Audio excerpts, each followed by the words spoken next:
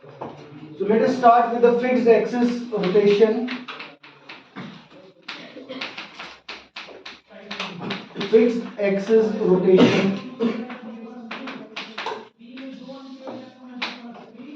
Fixed axis rotation में basically क्या है कि आपका जो एक्सिस ऑफ रोटेशन है वो एक्सिस ऑफ रोटेशन क्या रहेगा, वो फिक्स्ड रहेगा। फॉर एग्जांपल आपका क्या है, फैन घूम रहा है, तो जब वो फैन घूम रहा है तो उसका जो एक एक्सिस ऑफ रोटेशन है वो क्या है, वो फिक्स्ड है। तो axis of rotation is fixed, ठीक है। इस फिक्स्ड एक्सिस ऑफ रोटेशन में सबसे पहली बात करेंगे नो स्लिपिंग की, नो स्लिपिंग की।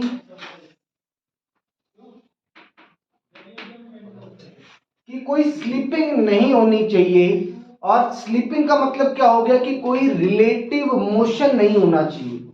भाई स्लिपिंग का मतलब क्या हुआ, no slipping means no relative motion, no relative motion, किसी भी तरह का रिलेटिव मोशन नहीं होना चाहिए।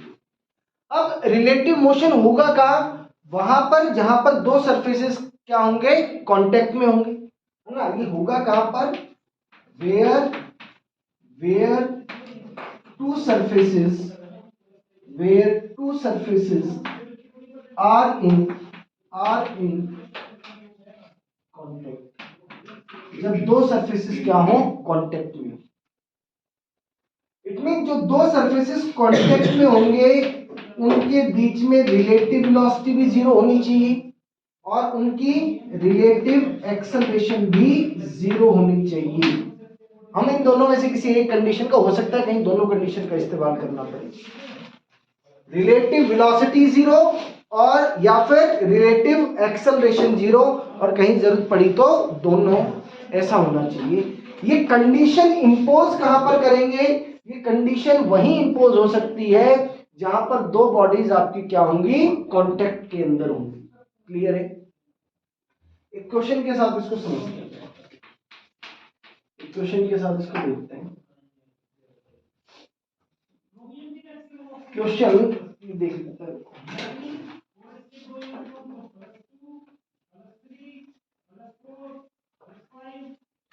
ऐसे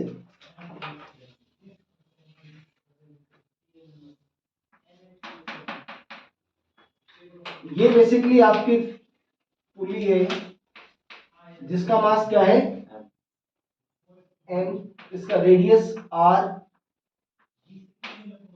दो चीजें दे रखी हैं, और ये pulley in the form of disc है, और यहां पर आपने क्या कर रखा है,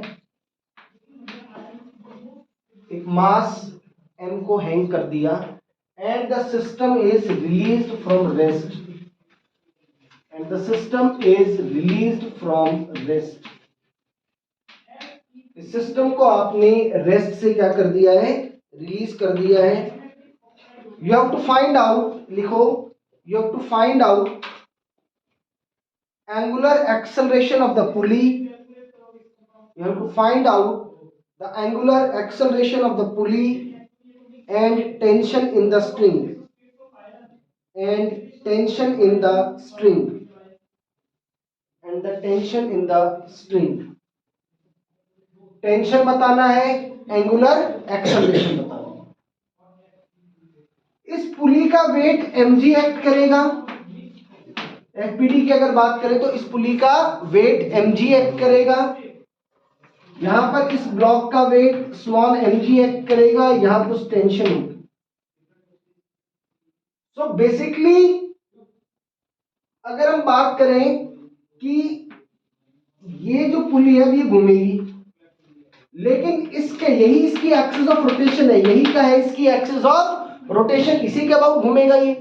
तो इसके अबाउट अगर मैं क्या करूं, टॉर्क फाइंड आउट करने की कोशिश करूं, तो भाई इसके अबाउट अगर आप टॉर्क फाइंड आउट करने की कोशिश करोगे तो mg के कारण से तो कोई टॉर्क नहीं आएगा, तो इस पर एक और फोर्स लग रही है, तो यहां से कौन लगा रहा है, टेंशन लगा रहा है। Tension is responsible for the angular acceleration of this disc और ऑफ दिस पुली, वही उसके लिए रिस्पॉन्सिबल है। तो ये दूरी कितनी है आपकी r, अच्छा आप मुझे बता सकते हो कि इसका रोटेशनल सेंस क्या आएगा? टॉर्क से आप आर क्रॉस एल्फा करो, तो आर क्रॉस एल्फा जब आपने किया तो I think this will be the direction of alpha. ये किसकी वैल्यू आएगी? एल्फा, सॉरी डायरेक्शन आएगी एल्फा। तो अब जरा टॉर्क बैलेंस करते हैं। Tau is equal to, torque किसके अबाउट कर रहे हैं बेटा? सेंटर ऑफ मास के about. Tau C is equal to I C into alpha. C point के अबाउट, सी पॉइंट के अबाउट जो टॉर्क है वो क्या आएगा? T into are and it is equal to I C is half M R square alpha. तो T is equal to आपका क्या आ गया? M alpha R by two. लेकिन अल्फा भी हमने एज्यूम किया हुआ है, अल्फा भी हमने एज्यूम किया हुआ है। इस ब्लॉक के पास लीनियर एक्सेलरेशन भी होगी, इस ब्लॉक के पास क्या होगी? लीनियर एक्सेलरेशन भी होगी, जिसके कारण से वो नीचे की तरफ आ रहा होगा। तो अब एक ट्रांसलेशनल इक्वेशन और बना लेते हैं। बताओ क्या इक्वेशन बनेगी वो ट्रांसलेशन की बेटा? एम जी माइनस टी बराबर एम इंटू ए। दूसरी इक्वेशन। आपके पास ये वेरिएबल कितने हैं? अल्फा आपके पास वेरिएबल है, टेंशन आपके पास वेरिएबल है, और ए भी आपके पास वेरिएबल है। इट मींस आपको तीन इक्वेशन चाहिए। ये जो तीन इक्वेशन बनेगी, या किसी भी क्वेश्चन के अंदर जो इक्वेशंस बनेगी वो आपको कैसे बनानी है? ये वाली इक्वेशन तो आपने बनाई ट्रांसलेशनल मोशन से। किससे बनाई? ट्रांसलेशनल मोशन से, translational motion of this block. तो इसकी इक्वेशन क्या होगी? M G minus T is equal to what? M A. ये तो ट्रांसलेशन, कोई और ब्लॉक होता तो उसकी इक्वेशन भी बना देते अगर ट्रांसलेशनल मोशन होता तो। दूसरी बनेगी रोटेशनल मोशन से। रोटेशनल मोशन से जो जो बॉडीज क्या कर रही होंगी? रोटेट कर रही होंगी, उनकी रोटेशनल इक्वेशन बना देंगे। वो रोटेशनल इक्वेशन कैसे बनेगी? सिंपल एक ही इक्वेशन से, टाउ बराबर आई अल्फा, जो भी एक्सिस ऑफ रोटेशन है उसके अबाउट वो इक्वेशन बना देंगे आगे। नाउ द क्वेश्चन इज कि सर ट्रांसलेशनल से रोटेशनल से तो जो दो बन रही है वो हमने बना दी, वेरिएबल अपने पास तीन है। अब ये तीसरी इक्वेशन कहां से लेकर के आई?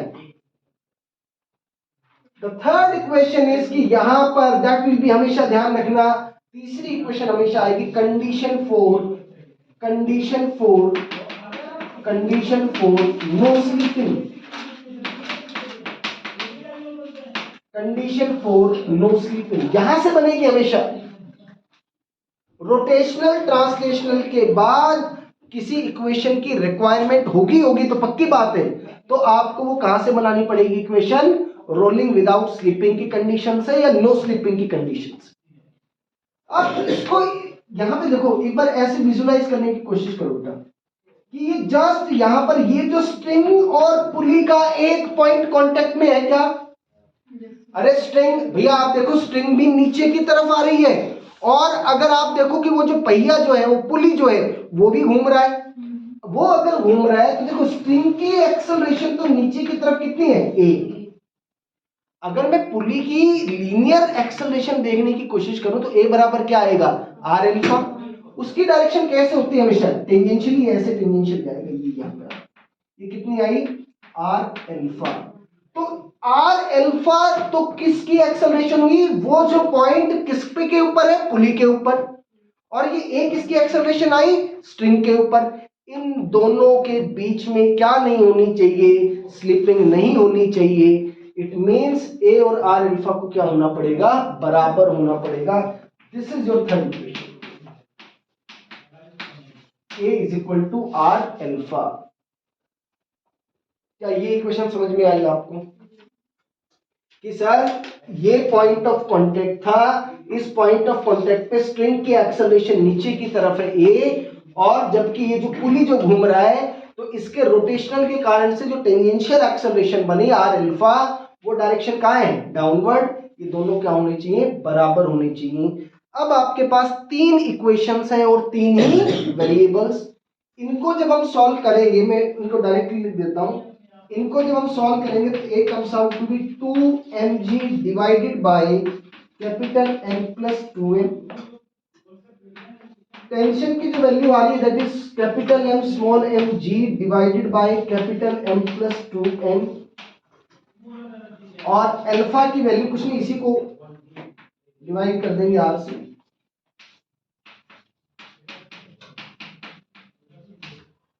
देखो जरा ये तीनों चीजें समझ में आई कि तीनों इक्वेशंस आपको समझ में आ गई।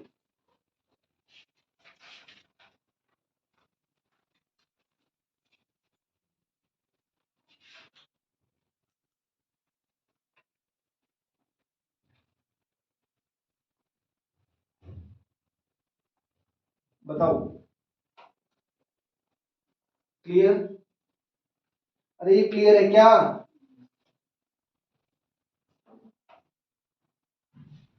करते रब कर दे इसको, करो नोट करो जल्दी से इसको।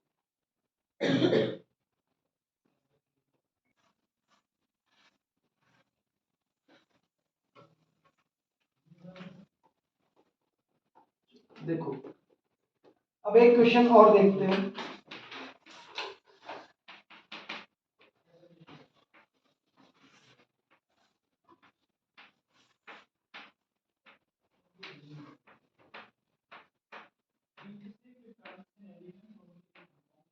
ये पुली है, इसको रिलीज किया इस सिस्टम को। The system is release from rest, the system is release from rest, release from rest. इस पुली का रेडियस आई है, मोमेंट ऑफ इनर्शिया आई, और इसका मास m है। Radius of this pulley is r, moment of inertia is i, axis of rotation के about they रखा है आपको, और इस पुली का मास है कैपिटल M अगर जरूरत पड़ती है तो।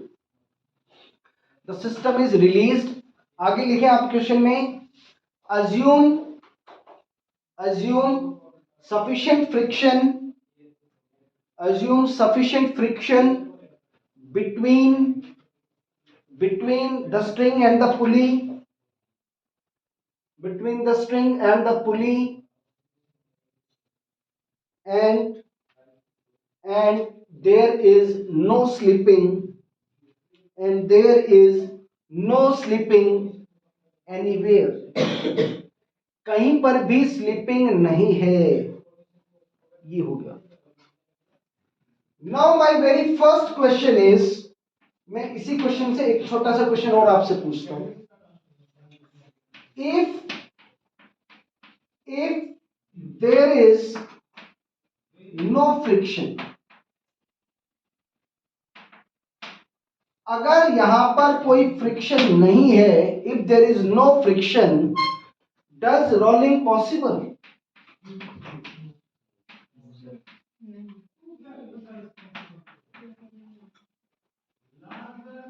क्या रोलिंग पॉसिबल है? क्या रोलिंग पॉसिबल नहीं हो सकती? क्यों नहीं हो सकती?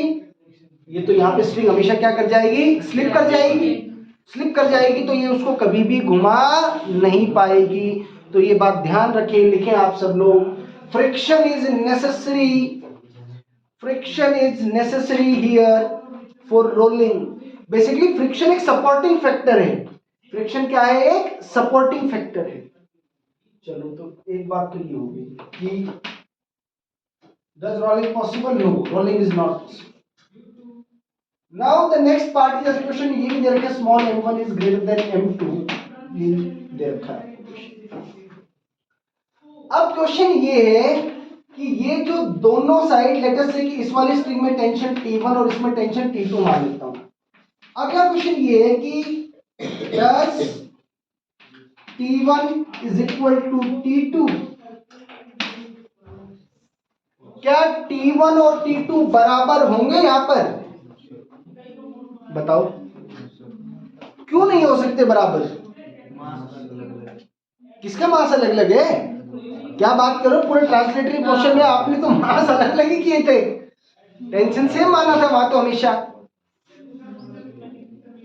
बताओ, ऐसे सोचो जरा कि यहां पर देखो, अब तक ट्रांसलेटरी मोशन में किए थे तो वहां तो टेंशन सेम ही लेते थे ना, लेकिन वहां पे फ्रिक्शन लेस मानते थे पुली को कि कैसा था? फ्रिक्शन, यानी कि मैं वहां पे रोटेशनल मोशन में बिल्कुल भी इंटरेस्टेड नहीं था।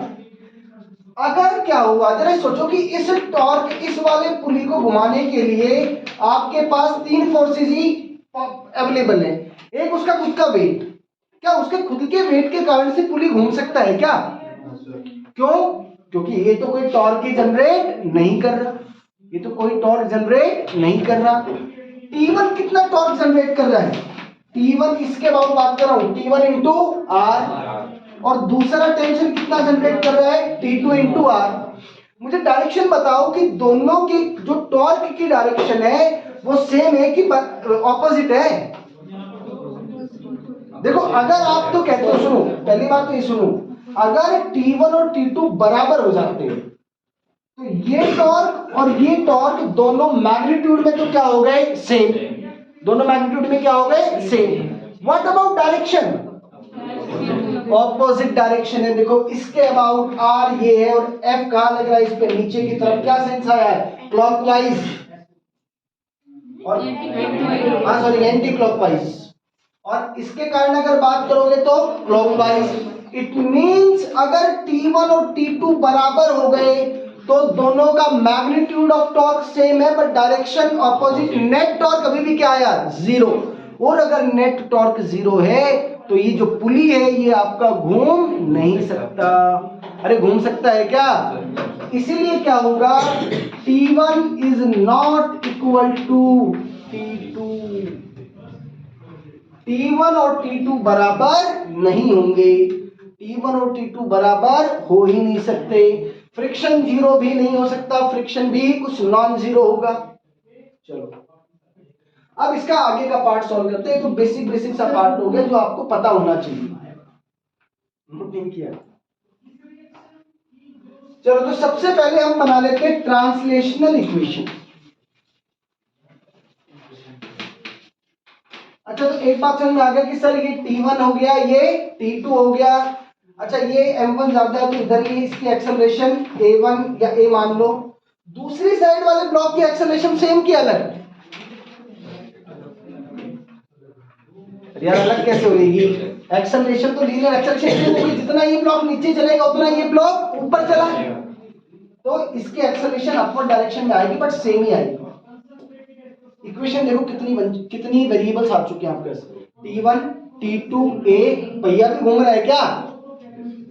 अरे पहिया तो घूमेगा यार। पहिया अगर घूम रहा है तो फिर उसका भी क्या आएगा? Angular acceleration. तो एक एंगुलर एक्सेलरेशन ये मान लिया आपने अल्फा डायरेक्शन।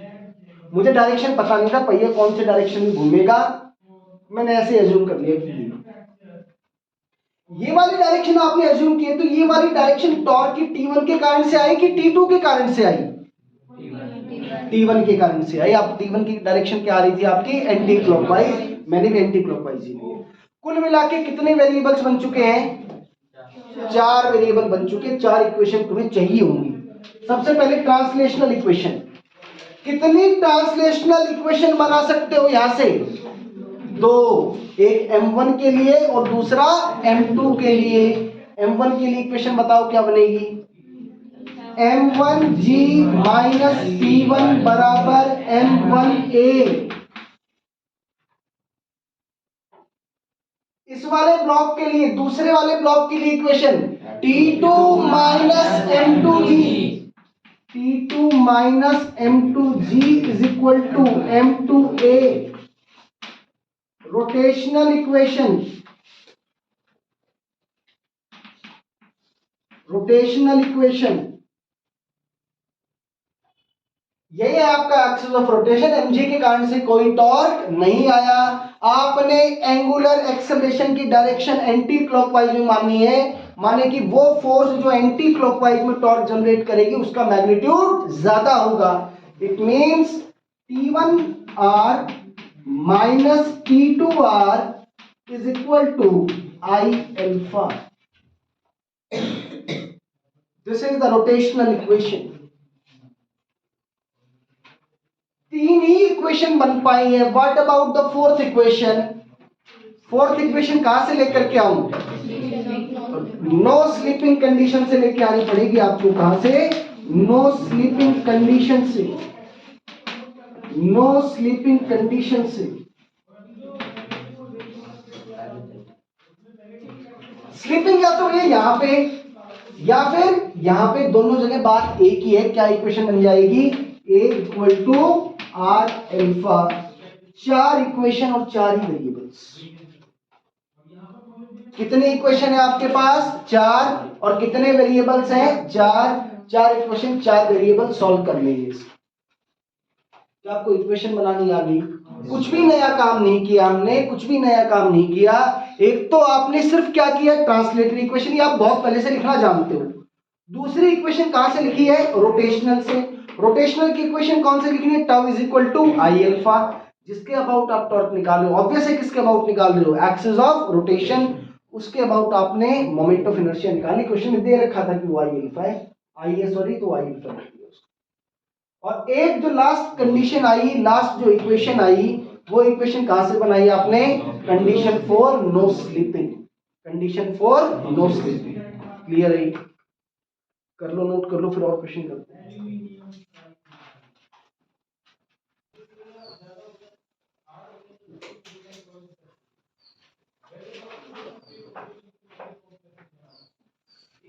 देखो अगला क्वेश्चन,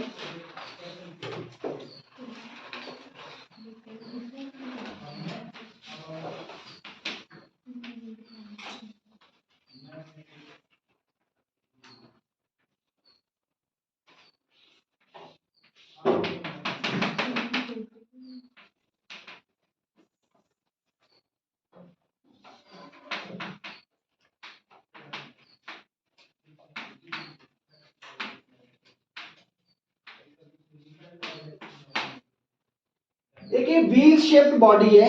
क्या है? Wheel shaped body. इसका रेडियस आर है, मास क्या है? कैपिटल एम है।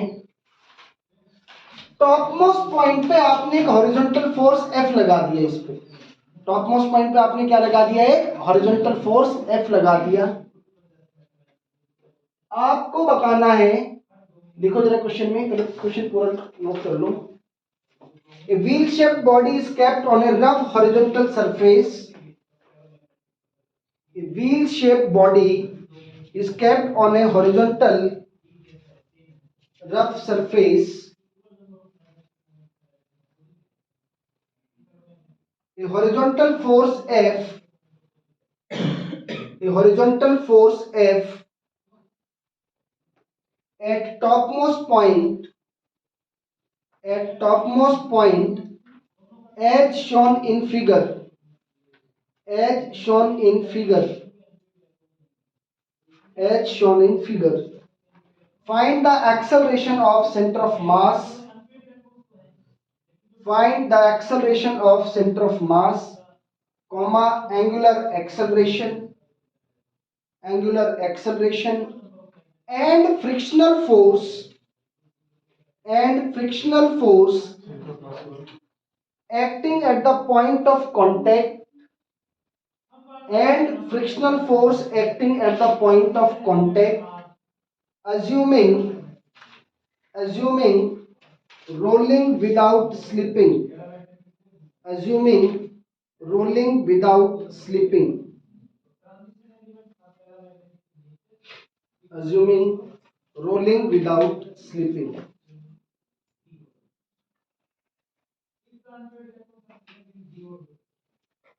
देखो इस क्वेश्चन के अंदर क्या ये फिक्स्ड एक्सिस ऑफ रोटेशन है क्या? पहला सवाल तो ये, क्या यह फिक्स्ड एक्सिस ऑफ रोटेशन है क्या? भैया आप इस पे फोर्स लगाओगे, पहिया पे रखा आपने, ऊपर से फोर्स लगा दी, वो तो कहां मूव करेगा? आगे की तरफ मूव करेगा। यानी कि this is not a fixed axis rotational motion, fixed rotational motion नहीं है। ये कैसा मोशन है बेटा? इस तरह के मोशन को बोलते हैं कि कैसा मोशन है? जनरल मोशन है। कैसा मोशन है ये? General motion. और इसको कह देते हैं कि this is a question of pure rolling. कैसा क्वेश्चन है ये? It's a question of pure rolling. तो अब आपको देखना पड़ेगा कि इसमें होगा क्या। इसमें दो चीजें हो रही हैं, कि बॉडी आगे की तरफ भी जा रही है। बॉडी कहां जा रही है? आगे की तरफ, यानी कि बॉडी लीनियर मोशन में, यानी कि ट्रांसलेशनल मोशन भी है इसमें।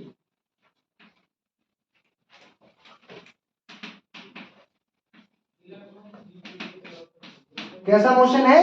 ट्रांसलेशनल मोशन भी है। प्लस इसमें कौन सा मोशन भी है, घूम भी रही है ये, rotational motion.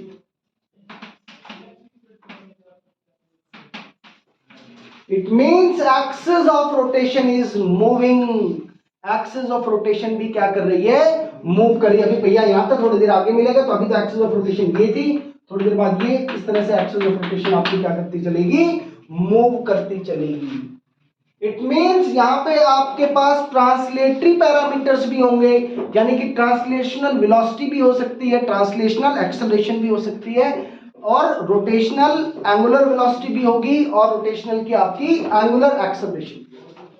So how to tackle such kind of question. देखो आप एक पहले इस क्वेश्चन को करें, उससे पहले जरा ये समझ लेते हैं कि किस तरह से सवाल करेंगे। लेट अस से कि ये कोई रॉड है आपकी, ये L/2 लेंथ, ये L/2 लेंथ, और ये आपका सेंटर ऑफ मास। आपने सेंटर ऑफ मास को, सेंटर ऑफ मास की वेलोसिटी क्या है, vc। ये कौन सी वेलोसिटी है, लीनियर की एंगुलर, अरे कैसी है ये, लीनियर। और मैंने इसको एंगुलर वेलोसिटी ओमेगा भी दे दी, मैंने क्या दे दी, इसको एंगुलर वेलोसिटी ओमेगा भी दे दी। ये आपका सेंटर ऑफ मास, ये पॉइंट P, ये पॉइंट Q। आपको किसी भी पॉइंट की वेलोसिटी अगर चाहिए तो आपको क्या करना पड़ेगा, उस पॉइंट की ट्रांसलेशनल वेलोसिटी प्लस उस पॉइंट की रोटेशनल वेलोसिटी का वेक्टर एडिशन करना होगा। ठीक है, दो वेलोसिटीज होंगी। अच्छा, क्या आप लीनियर वेलोसिटी को जो एंगुलर वेलोसिटीज को रिलेट कर सकते हो क्या? There is a relation between linear velocity and angular velocity. क्या रिलेशन बेटा? v इज इक्वल टू, अगर मैं वेक्टर फॉर्म में बात करूं तो v is equal to omega cross r, v is equal to omega cross r। But rotational motion में ये एंगल हमेशा 90 डिग्री होता है, इसलिए हमेशा इसको क्या पढ़ते हैं, v is equal to r omega. But क्या v equal to r omega हमेशा सही हो, ये कहना सही है क्या? ये सिर्फ कहां है, जब सर्कुलर मोशन या रोटेशनल मोशन हो रहा है। एक बात यहां से, इसी रिलेशन से कई बार क्वेश्चन आया हुआ है, this velocity is perpendicular to किसके, ओमेगा। और अगर ये ओमेगा के परपेंडिकुलर है तो बेटा ये भी ध्यान रखना पड़ेगा आपको कि v डॉट ओमेगा इज 0। ठीक है, दूसरा कि ये जो वेलोसिटी थी it is also perpendicular to r vector, तो इसीलिए v डॉट r भी क्या होता है, 0। v डॉट r भी 0। बोलो ये बात क्लियर है क्या? v equals, actual format of v is v equals omega cross r। क्या होगा, ओमेगा क्रॉस r। बट क्योंकि हम यहाँ पे रोटेशनल मोशन की बात कर रहे हैं, रोटेशनल मोशन में आप इसको क्या लिखोगे, मैग्नीट्यूड कैसे लिखोगे बेटा, v is equal to omega r sine theta. r और ओमेगा के बीच में एंगल कितना है, 90, तो it becomes v equal to r omega या ओमेगा। क्लियर होगी ये बात? सिमिलरली आप एक और इक्वेशन क्या लिख सकते हो, a is equal to r अल्फा। अरे a इज इक्वल टू क्या लिख सकते हो आप, r अल्फा। ये सब पहले पढ़ा हुआ है आपने। अब मैं वापस इस पे आता हूं, इधर से नोट कर लिया सबने?